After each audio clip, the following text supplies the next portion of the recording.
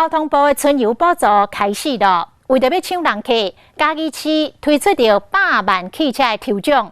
6月底进前到嘉义市带暝，而且消费满666块的自由行的旅客，拢会当参加。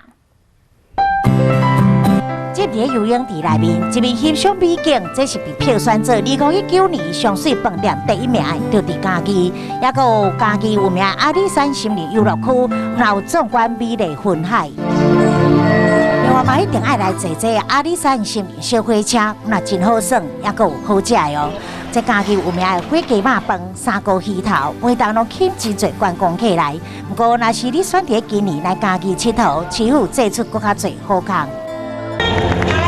带出我们今天的高丽，这就是想要抽到100万的轿车，只要游客伫6月底进前到嘉义市带暝，而且消费是满666块，就当参加，有机会将100万的名车开登去。另外也有选召电动机车等大奖。这一阵子春游专案，嘉义市也绝对不落人后。我们只是把嘉义的好让大家发现。